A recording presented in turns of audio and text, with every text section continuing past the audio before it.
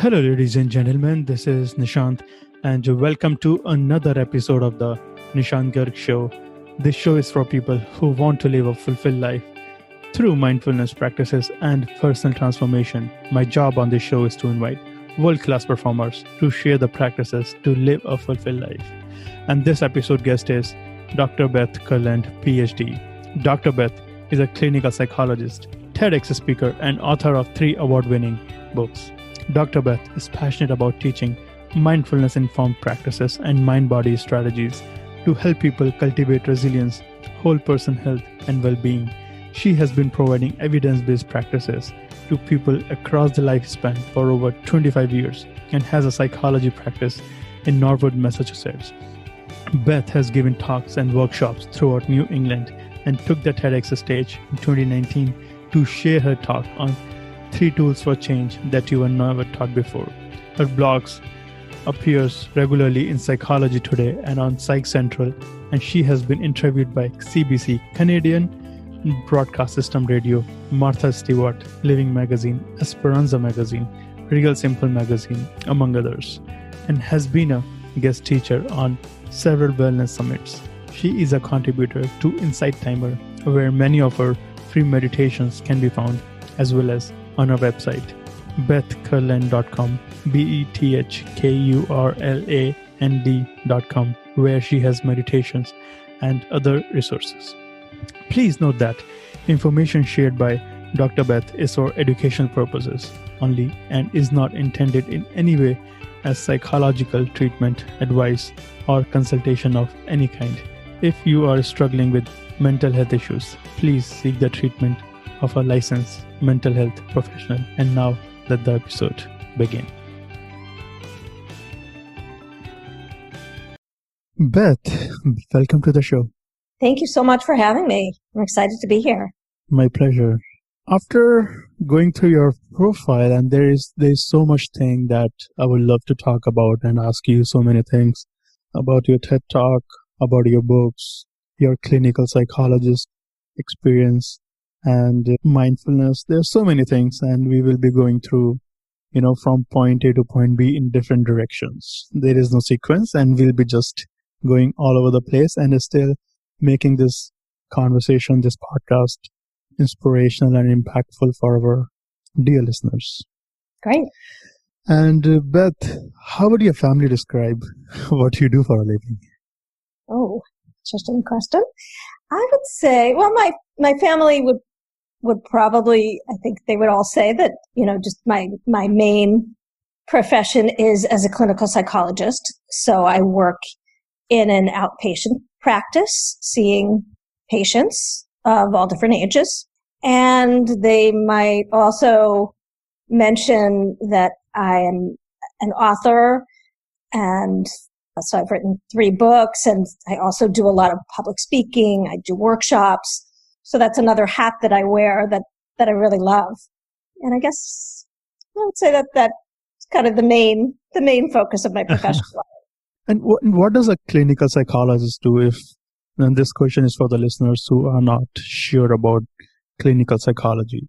So clinical psychology is really focused on direct patient care, so working with, there can be lots of different settings, but I work in an outpatient setting. So people come into my office and they can have a whole range of reasons that bring them in. They might be experiencing anxiety. They might be experiencing depression. They might be experiencing a loss or want help in changing some part of their life in some way. And I try to support them in that process. And we will get into anxiety, depression in all these topics in a bit. And so clinical psychology, is it different from normal psychology, if that makes sense? So there's different, psychologists can do different things. Some psychologists, neuropsychologists can do a neuropsychological testing. So they are trying to understand how people think, how people's cognitions, what their strengths and their weaknesses are in terms of how they process information. You can have psychologists who are really focused more on research And there are many wonderful psychologists doing amazing research out there, and many in the area of mindfulness, which is really exciting. I'm sure we'll be talking more about all of that. And so, some psychologists can really focus more on teaching, be professors at universities and so forth. So there's lots of hats that we psychologists can wear, but clinical psychology focuses on that direct patient care in the therapeutic setting. And what led you to become a clinical psychologist? And what has been your experience to get here where you are at? Yeah, well, I would say when I was young, when I was a really probably fairly small child up through most of high school, I thought I was going to be a writer. And that was my dream. That was what I wanted to do. I always loved creative writing. I loved writing poetry. But then when I was in 11th grade, I took a class at my high school that was a social psychology class. And one of the things that we did in this class as part of our project was that we got paired with a student at the middle school. So a student who was many years younger than us. And we were supposed to be a kind of a mentor for that student. And we would go and meet with them once a week and just try to support them in whatever challenges they might be having, and just really being a listening ear to them. And that experience, something about that class, something about that experience really made me say to myself, you know what, I think I really want to go into this field of psychology professionally. And it tapped into this calling in me. And I really feel like for me, it has been a calling. And from that moment forward, it was really very much a straight path for me. I didn't really waver. I didn't question it. And I just went straight forward through college, studying psychology, and then graduate school, and into this path of getting my doctorate and becoming a clinical psychologist. So it's been an amazing path for me. I feel like I feel so privileged to be doing something that I love and that I'm so passionate about, and so privileged to be sitting with my patients, hundreds of people over the years, in ways that I feel like I learn as much from them as I hope they learn from me. And this is all about dealing with emotions, with patients' emotions. Yeah, emotions and behaviors as well. And if you were not a clinical psychologist, who do you think you would be now? I don't know. So what's interesting is I had this dream when I was younger to be a writer, and I've always just had a lot of creative energy inside of me. So I feel like I got to this interesting point in my life where I was able to merge both of those dreams. And I don't know if I wasn't, it just feels like I'm so home right now in both of those areas that I'm not sure what I would be doing if I, wasn't where I am right now. And the lesson here is for our listeners that doing things that you really love and really passionate about. And when you pursue your dreams and goals that you really love, then life can really go to the next level and keeps evolving through that. Yeah, I feel really grateful that I've found this path and that it brings me so much joy. Would you like to share any personal experience that has shaped your life? It can be one experience or multiple experiences from your journey. Wow. Well, I guess really the thing that stands out the most for me, and I know I've done some writing about this in different ways and have shared a bit of this in my last book, but when I was 15 years old, my mother died. She was killed in a car accident, and it was really a horrific experience to go through as a teenager, just trying to find my way in the world. Devastating moment for my family. And I feel like that experience has really led me in two different directions that are seemingly dichotomous, but yet have really come together in some ways over the years for me. Wanted to be able to really, from that experience, ask myself, how can I go forward and really find the deepest well-being in my life from such tragedy? How can I take each of these moments that I have here on earth and make them as precious as possible? And really trying to do things that are within my control to help me really appreciate and experience life in the fullest way. The other path was really throwing me into this place of learning how do I hold my darkest emotions, and how do I go through this life, which in some ways there's so much uncertainty and vulnerability and fragility. How do I hold all of that and be able to embrace all of these emotions that I might otherwise want to push away, to be able to live most fully? And I think that those are both two sides of the same coin, as I've come to see over time. And the mindfulness piece that I've come to discover through many, many years, I think really brings both of those pieces together, really living in the moment, the preciousness of this very moment of life, which is really all we have, and also really offering a way to embrace some of the darker emotions and to be able to move through those and to continue to really move forward in this journey of life. This is a very tough experience that you had to go through when you were 15, when your mother passed away. And at that time, how did you motivate yourself, and what was your inspiration at that point? And because when at that age, it becomes very difficult for small kids to really see the brighter side in their life. There was a moment where I remember my father saying to my brother and sister and I, when we knew that my mother wasn't going to make it, that he said that, just really this thought of dedicating our lives to the kind of people that she would want us to be.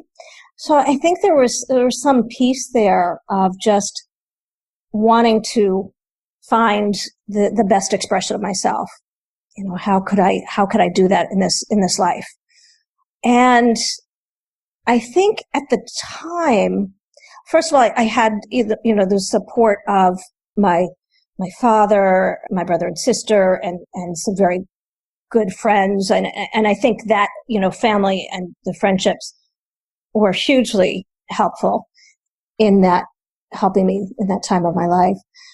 I think in some ways I really put away a lot of my deeper grief and plowed through. So one thing I haven't mentioned, but I think it's relevant, and certainly relevant in terms of my even, coming to write the books that I have, is that, I'm wired very anxious by nature, kind of high stress, type A sort of a person. And so at that time in my life, I really threw myself into my work, my studies, and I think it was really not until much later in life that I fully allowed myself to grieve and move through some of the deepest pain of that experience. And I would say also with the help of some wonderful therapists over the years as well. And this has been a journey in your life, and it's a process to really feel those pains and griefs and losses. And this is a very common theme these days, when people just, disconnect from their emotions and feelings and try to escape from that. And in the pursuit of achieving better things or new things in life. This is the experience that you just shared, that you were not feeling those emotions completely, and with the help of therapists and that process through mindfulness practices, you have been able to release and let go of all those emotions and really feel through what had happened in the past. Yeah, and I guess I would say really learning how to hold those emotions in a different way. That they don't necessarily go away, but there's a transformative process that occurs, I think, as we learn to relate to our emotions in a different way.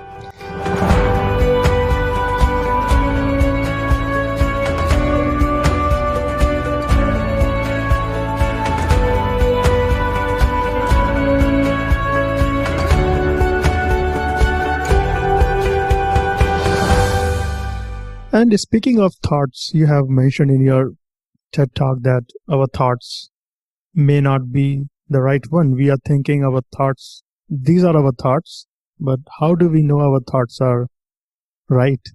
How do we know? How do we know our thoughts are right, whether they are correct or not? I'm not. It's an interesting question, right? Is there what is absolute reality?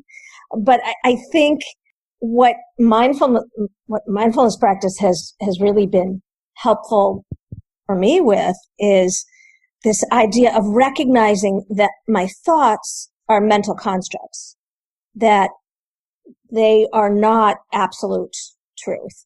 And so there's an investigation that we can then bring to our thoughts when we can become aware of them. And in that process, we can step back and really ask ourselves, is this true? Is this true for me now in this moment? Is there another way of looking at something? And so I think that that curious investigation and bringing awareness to our whole thought process, which is often really outside of the surface of our awareness. We go through our days, we have this, inner dialogue with ourselves all day long, and much of it we're not really attentive to.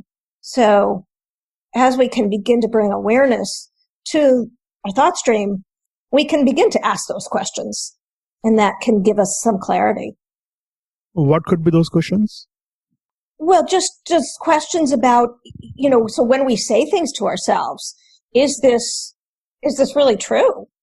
Is this accurate? Does this fit the current circumstances? Is this distorted in some ways? Am I exaggerating something? Am I catastrophizing? Am I, adding something here that maybe doesn't belong? So I think some of those questions are helpful when we look at our own thinking. And I'm not sure we can sort of get into or not different aspects of some of the things I wrote about in my book, but I talk about 5 mental habits that we have that we can all get stuck in different ways. Yeah, we can definitely talk about it, please. So I'll bring one in that's relevant here. But this idea that our brains evolved over millions of years to help us survive as a species in harsh conditions back in the caves, back in the savannas. And some of those, and these mental habits are still playing in the background and sometimes even in the foreground of our minds in ways that can kind of cloud over what is really here.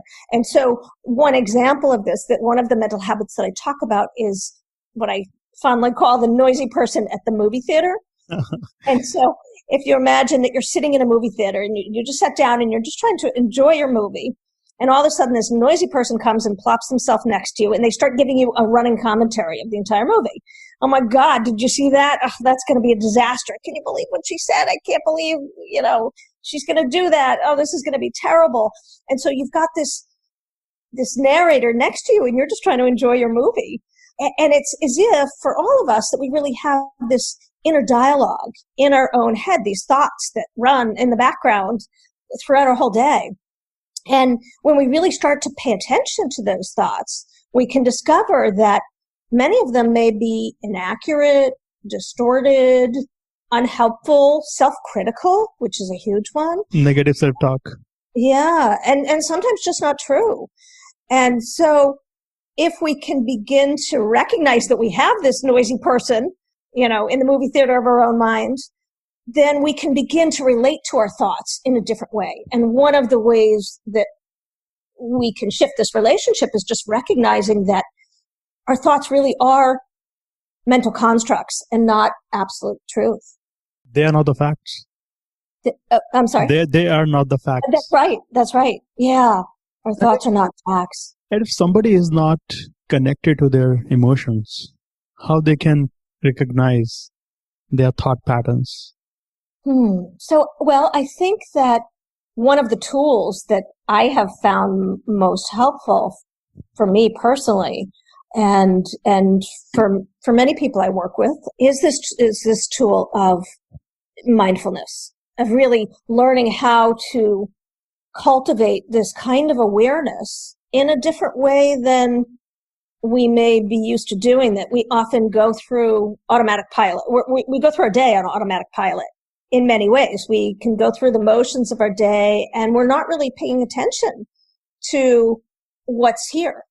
And so if we have ways of cultivating this awareness, and mindfulness meditation is one way, it's not the only way, then we can begin to become the observer of our thoughts and our internal experiences, the physical sensations, the emotions in our body, in a way where we are not so caught in them, but there's a little bit of space, there's a little bit of distance where we can see what's happening. And then from that space, we have a little greater choice, a little greater freedom about how we respond to what's there. And, I can just give you a little example here, something just to try in this moment. Even our language can really shape our experience. So if you say to yourself for a minute, I'll say a few phrases to you, and then say them in your own head as I say them to you. And then I'm going to change those phrases just slightly and to see if you notice any difference in the experience. Okay. So the first phrases, I'll say 3 phrases. I'm so anxious. I'm so angry. I'm so stupid. And just imagine saying those in your own mind for a moment. Okay. Now, all right. So now, and notice as you say that, and notice what happens in your body when you say those things. And now I'm going to change the wording just slightly. I'm going to add the phrase, I notice that. So I notice that I'm experiencing anxiety in my body right now. I notice that anger is present in my body in this moment. I notice that I'm having the thought that I'm so stupid. And as you say those phrases to yourself, see, is there what that experience is in your body as you say those things, and whether there's anything that shifts or changes from that first round to the second round. It is very powerful. And this practice is just not to be identified with those thoughts. Yeah. Because thoughts are like a guest. We just have to recognize and notice that and not identify with those thoughts. Because we human beings, our mind run on survival mode. And we think our thoughts are the facts, but they are not the facts all the time. 95% of the thoughts are coming from the past memories. This is a scientific study from Dr. Joe Dispenza, that most of our thoughts are not valid. They are coming from our past memories, but we can change our thought patterns. It's like a diet, diet of thoughts that you talk about in your books, in your TED Talk, that being able to recognize those thoughts and feed good thoughts to your mind. Can you please elaborate some more on this diet of thoughts? Yeah. So in my book, I talk about 5 mental habits that can get in the way of our well-being, but these are mental habits that we all experience. And so one of them that I shared with you is this noisy person at the movie theater. And so we can't necessarily, wave a magic wand and get rid of this noisy person at the movie theater. I think that noisy person is going to continue to show up in different ways because we're human. But we can learn to relate to this noisy person in a different kind of a way. And so one of the tools that I talk about in my book, I share 5 different tools, is what I call the diet. And it's really learning how to feed ourselves a healthier diet of thoughts. That often our thoughts are distorted, inaccurate, self-critical. And so how do we make our thoughts more accurate, more specific to the circumstances at hand, and more compassionate? And when we can really work on nurturing and feeding ourselves this kind of a diet to make our language, to make our thinking more accurate, to make it connected to what's happening in this moment, and more compassionate, then it really helps us to handle whatever challenges are out there that we're facing. And I would emphasize that it's not Pollyanna kind of thinking. There's this idea of just saying to yourself, oh, everything's wonderful, everything's great, if that's not truly what you're believing or feeling. But it's about just making the language more accurate and compassionate. So, I'll share an example. Please.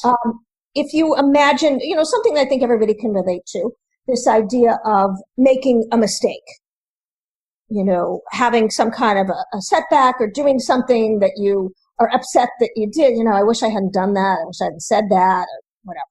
And so if we were to feed ourselves maybe an unhealthy diet, how do we relate to that mistake? We might say, I'm so stupid. What's wrong with me? I can't believe I did that. People are going to think terribly of me. I'm a terrible person. I'm a failure, whatever, these kinds of thoughts.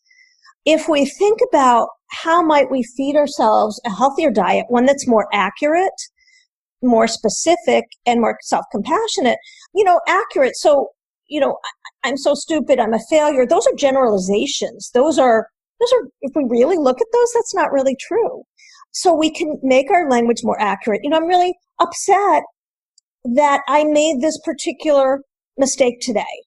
I'm feeling a lot of emotions that are coming up around that. So we're acknowledging what's there, but we're doing it in a more accurate way. And then we can say, and I also recognize that there's many times when I do things quite well.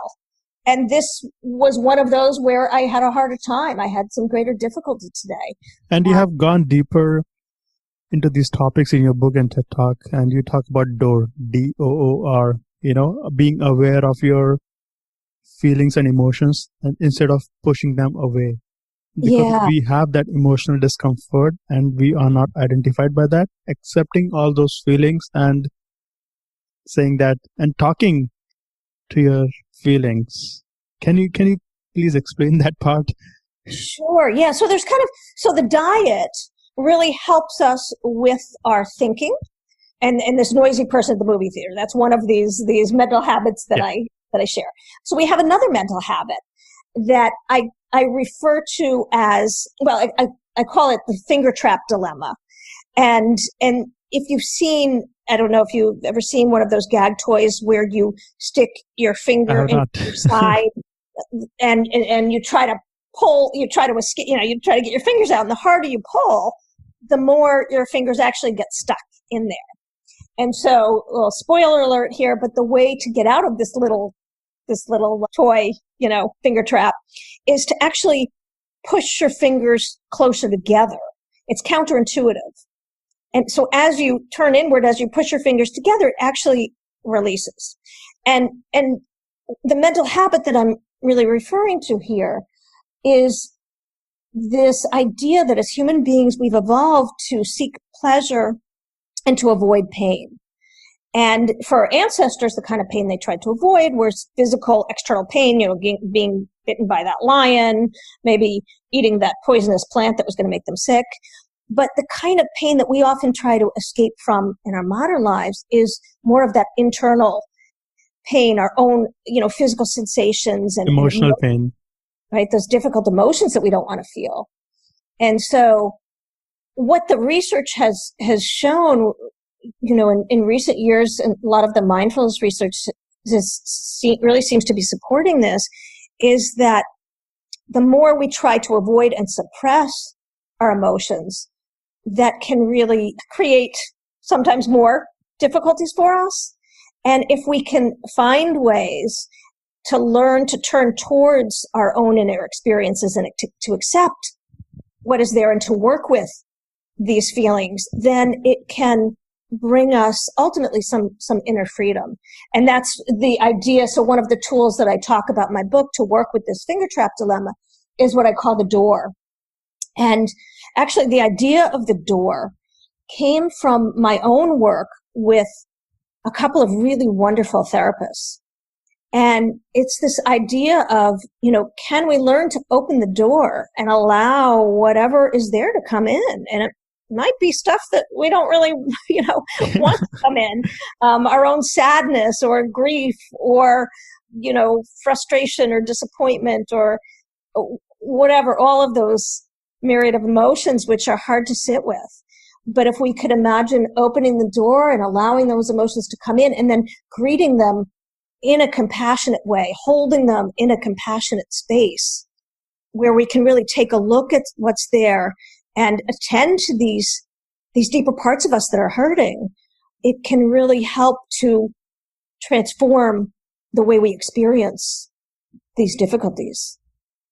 And this reminds me of one quote from Rumi Jalaluddin, that treat every feeling, every emotion as a guest. Guest house. Yes, I love that. From Rumi Jalaluddin. And for all the listeners who have not heard about Rumi, he was 13th century Persian poet.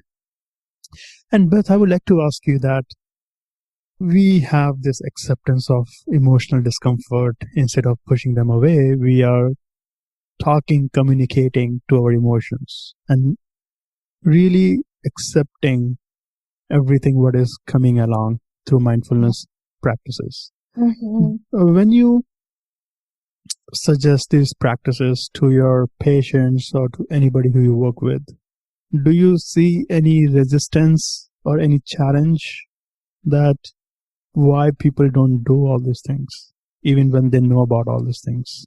Well, first of all, I think it's really important for me to say that every individual is different.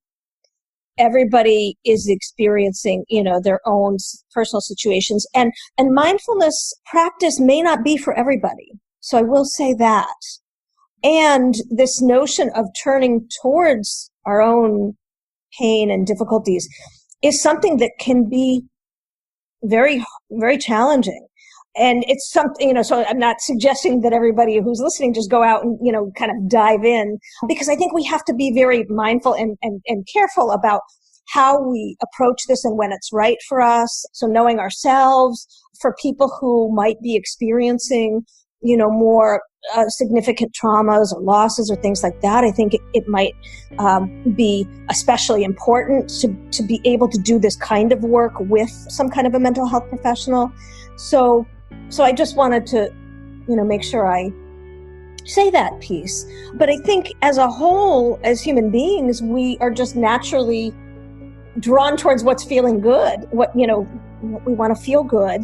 And anything that arises that's uncomfortable within us, we just have this natural tendency to want to avoid or push away. So we really have to work to kind of counter that tendency. And mindfulness practices certainly are one very, helpful way, I think, of being able to do that. But again, may not be right for everybody. And I think everybody needs to find their path and find, what support they may need in order to, especially in working with some of these more difficult emotions.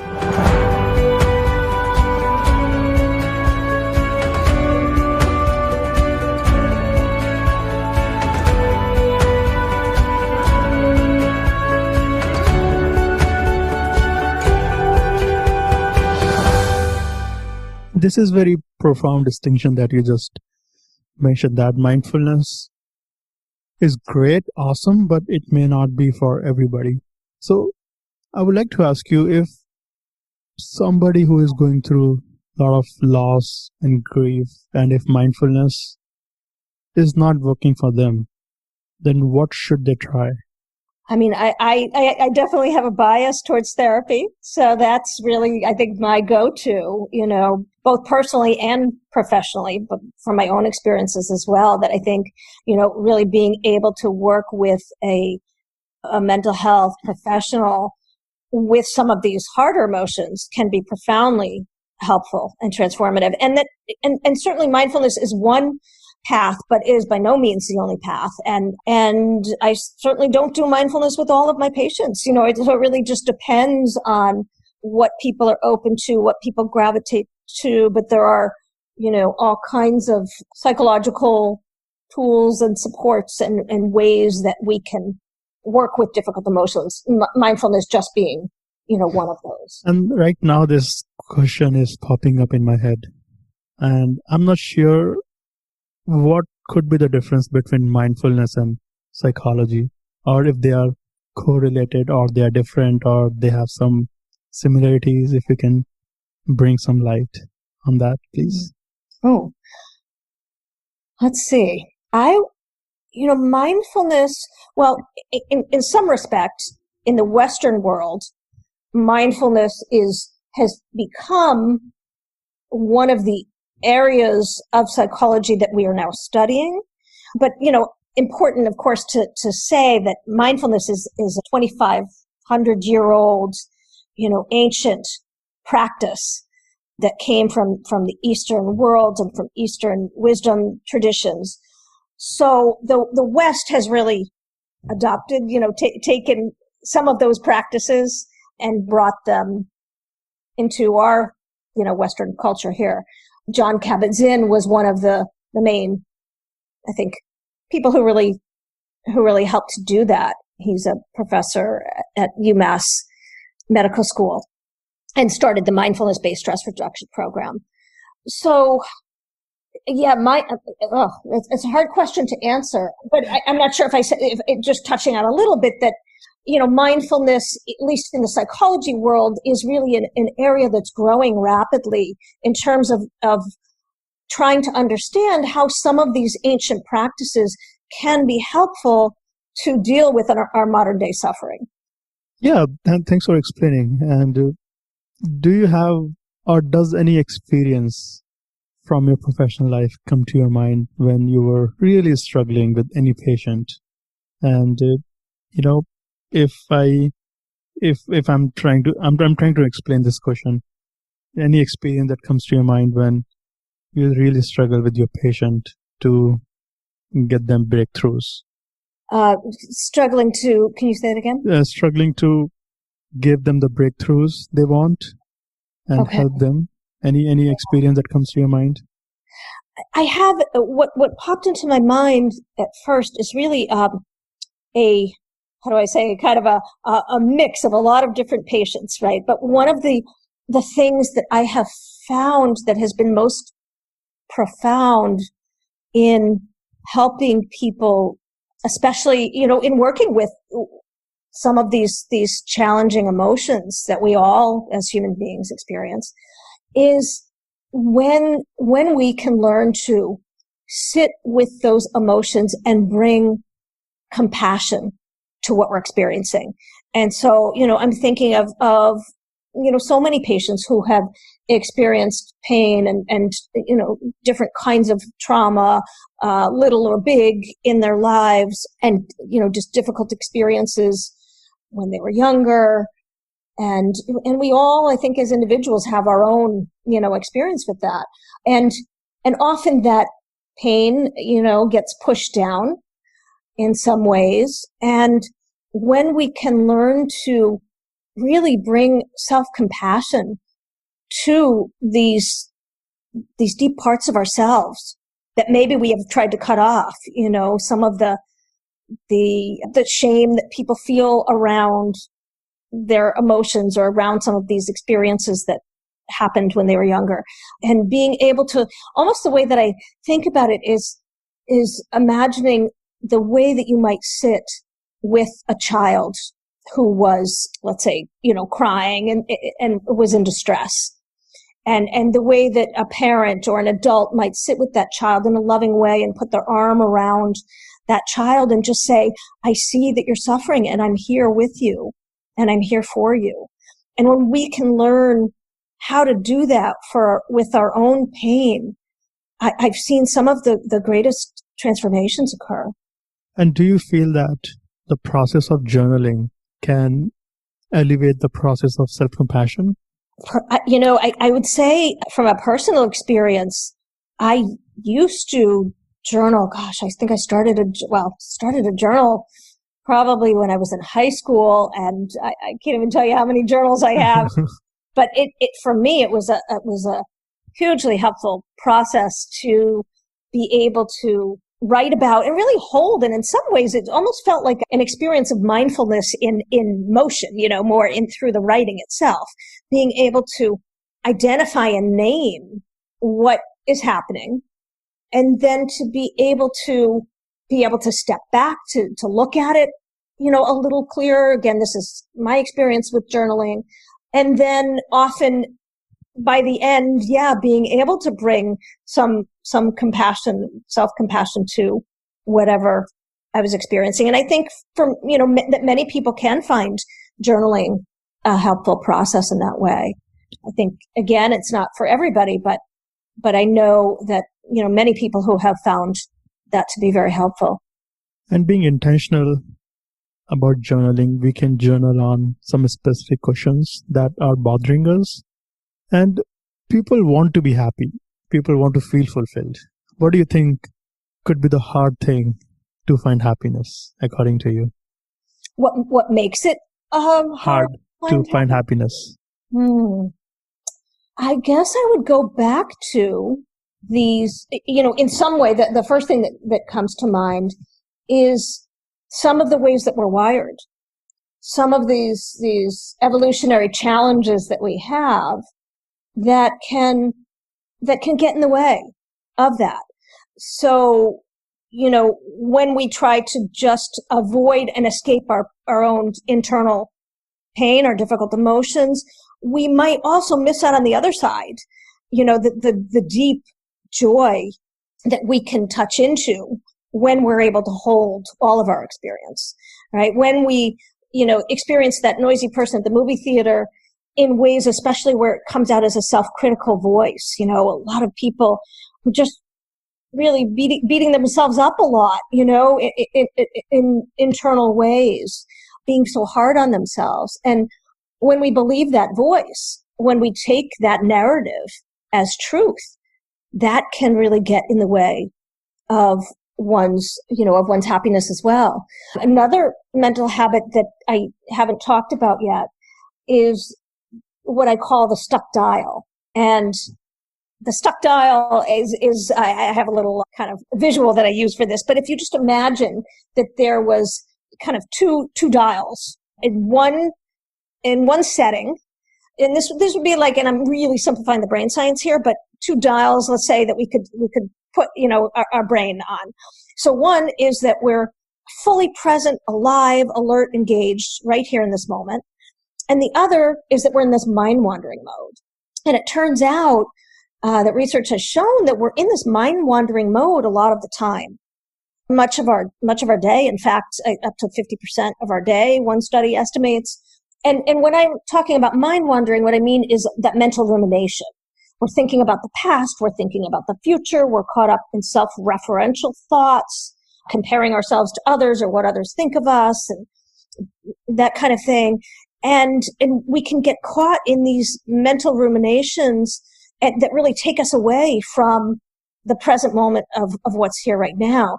And some studies have shown that when we're present, we're actually the happiest.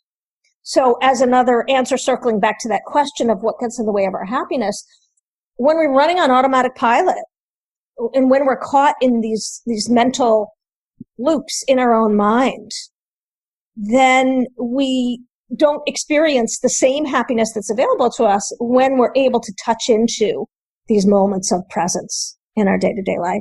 And do you have any specific system in your personal life to remind yourself about all these practices?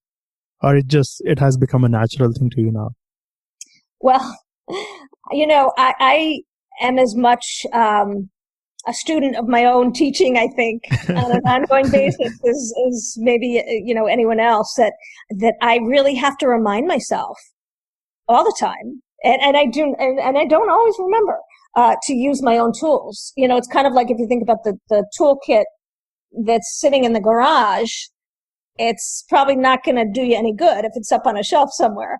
So, Yeah. so I really do have to remind myself all the time, to use my own tools. And I'm fortunate to have some wonderful family members who can also remind me when I forget, Accountability. Yeah. You need to use one of your tools, Beth. So, but one thing that I really try to think about is something that one of my meditation teachers has shared, this idea of small moments many times. And so, it doesn't have to be this grandiose thing where, I have this perfect day or, or week or month or whatever, but really, can I just bring moments of awareness, moments of presence into my day? And so just remembering to practice using my tools as I go through my day. And it might just be a few minutes here and a few minutes there. And then it may kind of slip away and fall back into some old conditioning, some old patterns, and then come back again. So it's about returning again and again in these small moments of our day that, then we begin to string those together. And this is a constant process and not judging yourself for anything. Yeah, I think that's such an important piece is really, and that's really one of the foundations of the mindfulness practice, is bringing that quality of non-judgment to our experience. And I think, this whole idea of self-compassion is one of the aspects of it that Kristen Neff talks about. She's a researcher who's done a lot of work in this area, is this idea of common humanity. And so really trying to come back and again to this idea of common humanity, that we all on this planet are struggling in our own but similar kinds of ways too. And we're human, and we're going to fall back into our old conditioning. And so it's really just a matter of trying to remember, waking up, remembering in any given moment. And that is why I'm asking you all these personal questions from your life, because we human beings, we think that person is already successful. They are Ph.Ds. They are so successful. They have all these degrees, education background. So it is easy for them. We don't have all these things, so it may not be easy for us, So that is why I'm trying to understand your perspective for our listeners. Yeah. And I would say, when you said that, one of the things that I share sometimes when I give talks on, so my first book is called The Transformative Power of 10 Minutes, an 8-week guide to reducing stress and cultivating well-being. And what I share with people when I give a talk on that book is kind of starting out with a little disclaimer to say, that I am really a very high stress person by nature. And so I've come to this work very honestly, and I continue to have to work at it. I am not a relaxed, laid back, chill kind of person who just lets stress roll off of me. And that, tendency continues to come up. It hasn't disappeared, but it's just that I have more tools to work with it. And over time, that has been really helpful. But I think it's important for people to know that, even people, psychologists or whatever, we're human just like everybody else. we are all humans. Yeah. And can we take a 2-minute pause here so that you can drink water? Oh, 2 minutes pause? Yeah, sure. Thanks. Yeah. You can drink water and all. And speaking of your book, Transformative Power of 10 Minutes, what practices do you suggest in those 10 minutes? Understanding the power of 10 minutes. That's a loaded question. Let me share something that comes to mind. Sure. And the idea of, the idea of 10 minutes. And how is that even really helpful, right? I mean, and one of the things that I was thinking about when I was writing this book is that I was in physical therapy at the time. And I've been in physical therapy a number of times. I'm pretty athletic and I end up getting little injuries and so forth. And so you go to physical therapy and they give you these exercises to do that take maybe, 10 minutes to do. You're supposed to do them every day. But one of the most helpful things that my physical therapist said to me at the time was, it's not just about doing those exercises for 10 minutes, but then really paying attention to how you're moving and walking throughout the day so that you're getting the right muscles to fire, in the right patterns and so forth, even just in simple walking motion, that you really start to pay attention to how you're moving in a different kind of way. So bringing those exercises off of the mat and into just my simple, ordinary moments of my life. And so I think of the exercises in that book in a similar kind of a way, that it's really about taking a few minutes to practice something, to get an idea of, okay, this is, how I can use this tool. And I'll share an example in a second. And then how do we really just try to carry that tool into as many moments of our life in our day as we can remember? So one of the tools actually that I talk about in my last book, I call it the flashlight, but it's also embedded very much into the first book, The Transformative Power of 10 Minutes, is really just learning how to bring mindful awareness into moments of our life. And so, if you imagine that you're trying to walk from point A to point B in a pitch black room, and there's furniture and so forth, you would imagine you're going to be tripping over things, you're going to be stumbling, it's going to be really hard. But if somebody hands you a flashlight, suddenly the room is illuminated and the obstacles don't go away, but you can navigate with greater ease. And so the idea of the flashlight is really beginning to see our own thoughts, our own emotions, what's happening emotionally in my body, what am I experiencing in my body? And as we begin to pay attention to these things, we can then use that awareness to help guide us. So in the first chapter, which really is trying to cultivate this kind of awareness, I'll have people do things like I forget exactly, but, roughly one day might be just imagine going through the day with the flashlight and noticing what physical sensations are present in your body. Maybe in the morning, stopping for a few minutes, in the afternoon and in the evening, and really just pausing and noticing, like, what am I feeling in my body? Because we often are so cut off from our bodies. We live in our heads so much. And then the next day, you might start to notice what's happening. Can I pause in the morning and just check in with myself and say, okay, what emotions are present? Am I feeling worried? Am I feeling happy? Am I feeling frustrated about something? And do this a few times throughout the day. And then another day, go through and notice, stopping and say, what are those thoughts? What is it that I'm saying to myself? What does that inner dialogue actually sound like right now in this moment?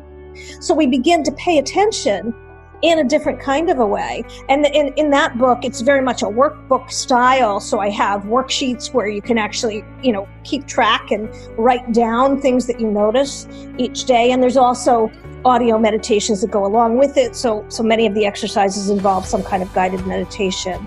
And a lot of it is really just about raising our awareness and noticing some of these conditioned habits that we have. So that's one example. I can certainly talk about others.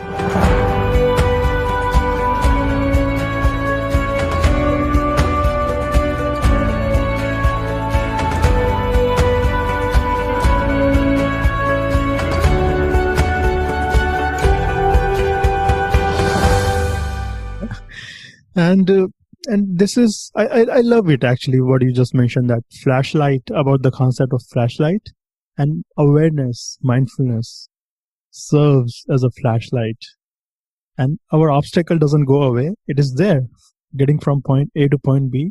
But when we have those mindfulness awareness flashlight, we can see those obstacles and work through it. And mindfulness will not make the life easier, actually. It won't make it any easier, but we can deal with the situations and our emotions in a better, compassionate, kind, non-judgmental way. And Beth, why did you read this book?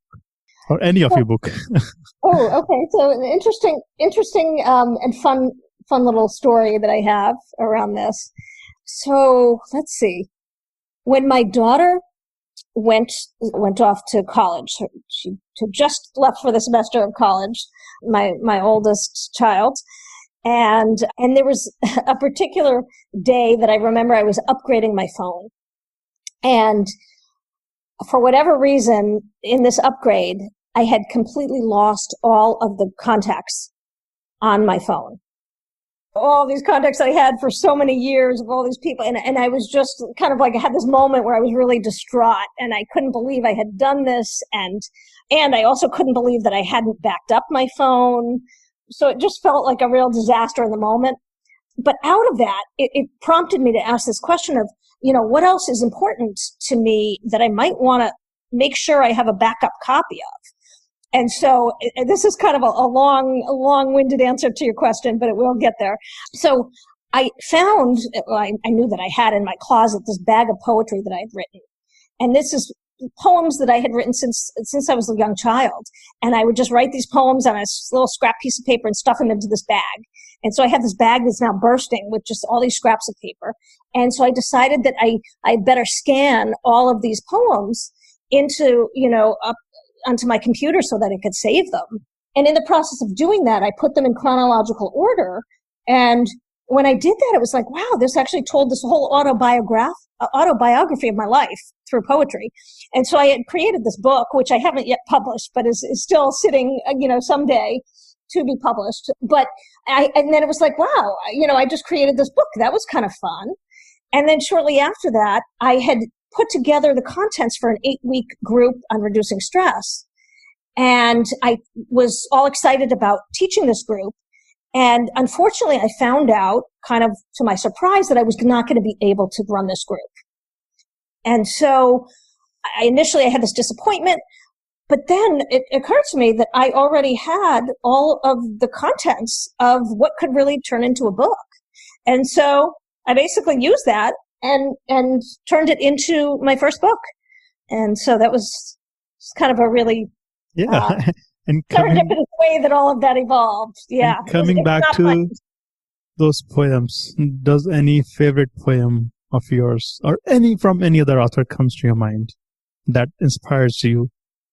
Favorite poems? Yeah. That inspires you, or from any other author or any of yours?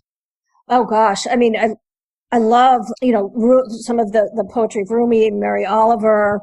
I don't have those in front of me to quote. I mean, there's so many beautiful and amazing poets out there. I'm certainly happy to share any of my poems as well. I feel like for me, the poetry writing has been kind of an exercise in mindfulness, really. I feel like from a young child, before I knew about mindfulness, the writing was really a way for me just to show up and be really present with whatever was happening in that moment, whether it was some beautiful thing in nature I noticed or just feeling really sad and not knowing how to express that. And so it became this way for me to sit and be with whatever that experience was and put it into words. So that's kind of how my poetry has evolved. But I have, found it really helpful for me just to often sitting with difficulties and being able to give good voice to that experience. Do you have any other practice in your life to reduce or deal with the stress or anxiety? So favorite practices for helping? With the stress and anxiety. Yeah. I have a lot of different ones, different tools in my toolbox that I try at different times. So one is really simple, and I found that I've been using this one a lot.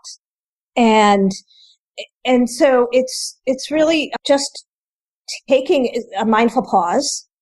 And I think certainly for myself, when I can remember to take a mindful pause, when I can see stress or anxiety building, if I can catch it when it's first starting, and being able to just place one hand on my heart or, over my heart and one hand on my abdomen, and to really feel the rise and fall of the breath, and to bring my focus to that experience of just breathing in and breathing out. And then I might take, 2 or 3 minutes. And after I kind of take this moment just to center myself, then I try to just notice from this place of what is happening in my body. So noticing physical sensations that are present and just kind of naming them, the tightness in my shoulders, that kind of thing, pressure in my chest. And then being able to notice thoughts that may be going through my mind, worried about the future, the worry thoughts, and being able to label that. And then just naming emotions that are present, so that I see that fear is present. I see that anxiety is present. And just imagining that I could hold a space for all of that, to just allow whatever's there to be there, but to hold it in this, compassionate way, trying to send myself some compassion. That hand on the heart really helps with that. And just taking a few minutes of really slowing down and stepping out of my habitual response of flying off the handle or just spiraling into a more anxious state or whatnot. Yeah. In fact, we were talking about poetry a moment ago, but I can share a poem that I wrote with you that's called Pausing. Let's see if I can find it. And so I wrote this poem as a reminder to myself in one of my, and I mentioned to you, I'm type A. So one of my habitual patterns is that I can just go through my day and feel like, God, I've got to get all this stuff accomplished. Or, oh my God, it's 11 o'clock. I've hardly gotten anything done yet, and so if I'm not careful, I can carry this pressure with me as if I'm, just got to be doing, achieving and accomplishing and so forth. And so I wrote this poem called Pausing, which is really a reminder to myself of the preciousness of the pause. So if you'd like, I can share that. Please. Yeah. Okay. Pausing to feel my breath, to feel the rhythm of my breath, my constant companion, so often ignored. Pausing long enough to hear the life force flowing in and out through nostrils, mouth. The bed, half made, calls to me to complete it, and the emails and laundry, and I feel beckoned, but let this moment envelop me, just long enough to feel the sunlight on my face, to see the leaf dangling, hear the urgency of the wind above my own urgency. In the pause, I realize, is everything. It is my daughter's longing glance for connection, the opening my son needs to be heard, the invitation for intimacy, creativity, joy, the space in which what really matters shows up, like a hidden treasure waiting to be discovered. The gym bag is waiting, bed still unmade. I pause, long enough to savor the open feeling in my heart, then move on, eyes open, into the callings of the day. Thank you. You're welcome.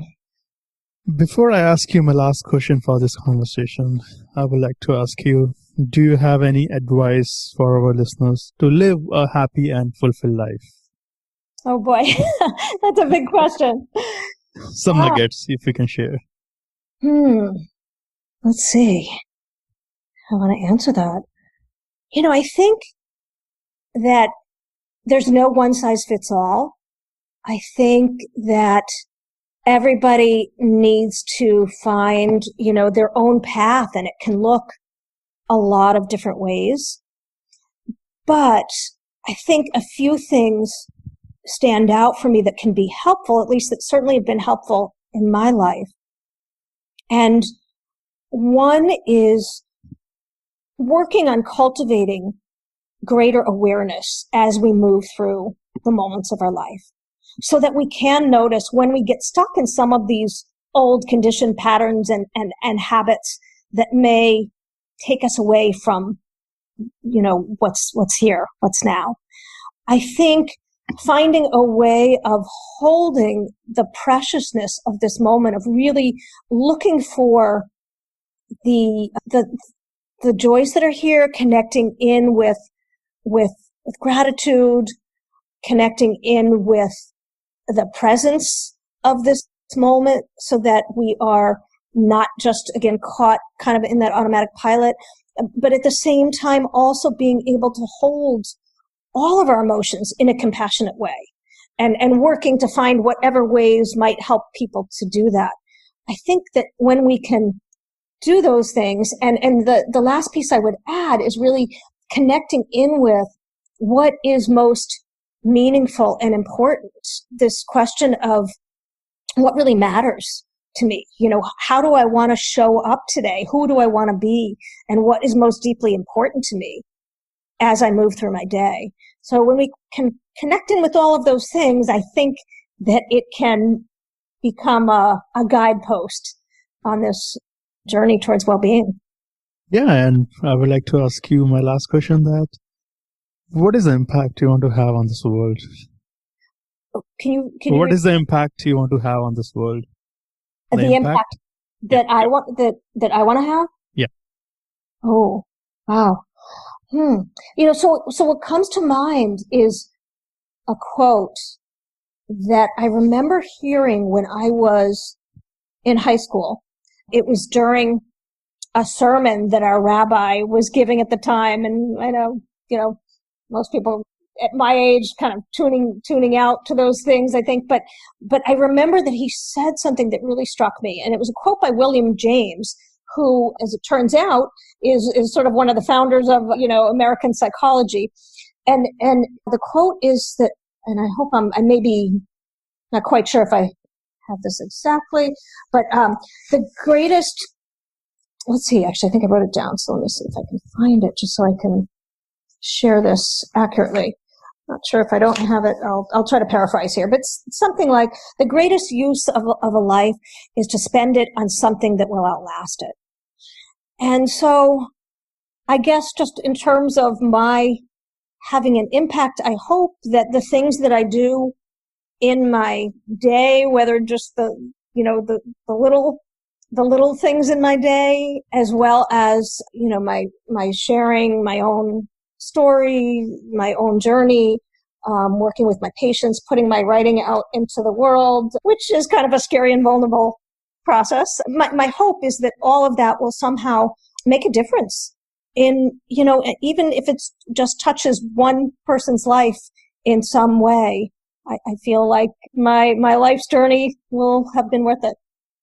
Well, thank you, Beth, for all this amazing wisdom and practices, tools, and resources for our listeners. And I'm sure people will definitely learn a lot from this conversation, and they will be able to apply so many things in their personal and professional life to deal with their emotions and feelings. So thank you again, and thank you so much.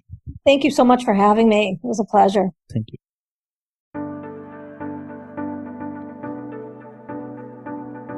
Thank you for listening to this podcast episode today. I hope you learned from this episode that you can apply in your life. If you did enjoy this, please subscribe to the podcast, The Nishant Garg Show, on Apple Podcast.